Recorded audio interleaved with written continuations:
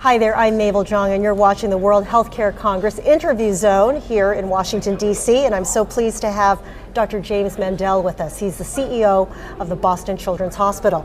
Dr. Mandell, a pleasure to see you. Thank you, Mabel. And I understand this is your first time at the conference. It is, yes. We have plenty of people that come every year, but this is my first time.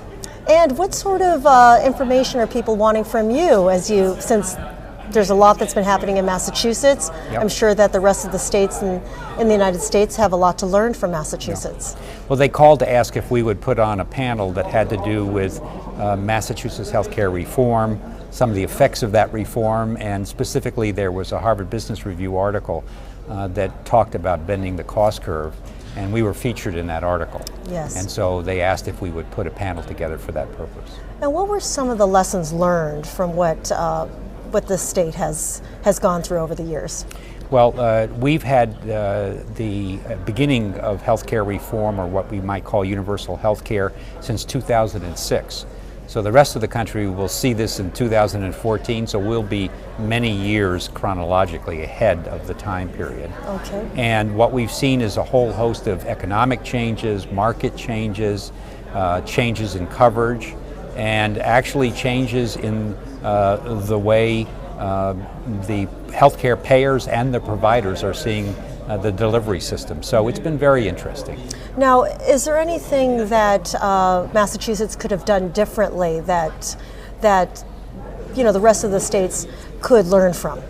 Well, the idea was, in order to get the agreement on the universal health care reform of 2006, the people decided that they would not address the cost issues, that they would address the coverage issues, which is essentially what's happening in America.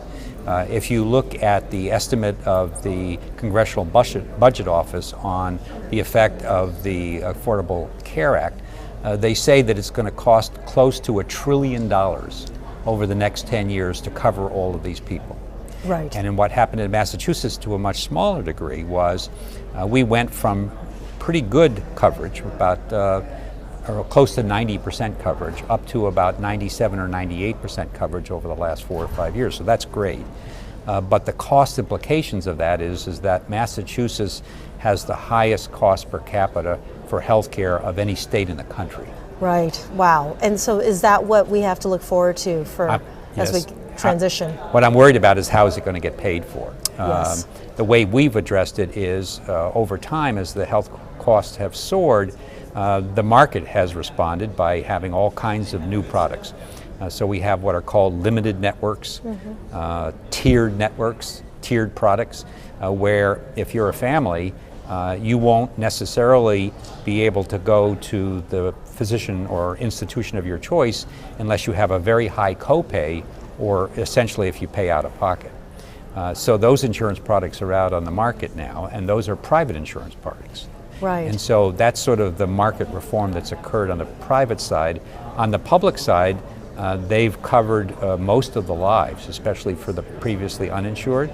But of course, the payments have dropped dramatically from the state. And so healthcare providers are struggling with how to cover the cost of taking care of these patients. And what about the exchanges, transitioning to that system? Are we going to make that October 1st deadline?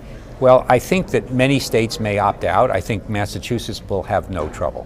The exchanges have actually been one of the better things about this. I mean, for all the hype and the black cost and all that other stuff that's been brought out, the exchanges have worked well.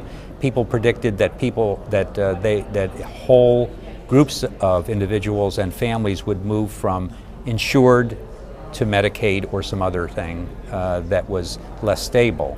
But that hasn't happened. Actually, a majority of the people have found reasonably priced insurance products in the private market without having to go on state insurance. Now, going back to what you know very well is the Boston Children's Hospital, how has your institution changed against the backdrop of an evolving landscape environment? I think we've changed dramatically. I think the way we look at ourselves has changed as well as the way we look at ourselves in the marketplace. And so around 2008, we decided that we were still part of the problem rather than solution. And so what we did was we began to look at ways to reduce costs in the system. And we've gone through a very, very painful, difficult period over the last 5 years where we have reduced our overall operating expenses by about 20%, which is huge. How did you do that? Well, every way possible. We reduced utilization of certain services. Pharmacy we were more efficient on. We went into better purchasing systems, many different ways. Lights, all kinds of things, hundreds of different ways. But we have also had to lay off some people, and that's been difficult. So, but we have gotten our costs down, which makes us more efficient. And then we have passed that on to the consumer. So we've reduced price by roughly about $180 million over the last 5 years. So both the employers and the people that come to us, the families that come to us, see us as a much more cost-efficient place than we did 5 years ago. Have you seen a marked improvement in efficiency of care? No question about it. We have looked at probably 200 different projects about reducing utilization where it's unnecessary and improving care where it is. And we've been able to have major strides in reducing duplication of services, unnecessary services. And I think that that's been good for the families and the patients and the children, but it's also been good for us as well. All right, Dr. Mandell, thank you for your time today. Thank you very much. Nice to see you. A pleasure to meet you. Thanks, Mabel. And I'm Mabel Zhang. Thanks for watching.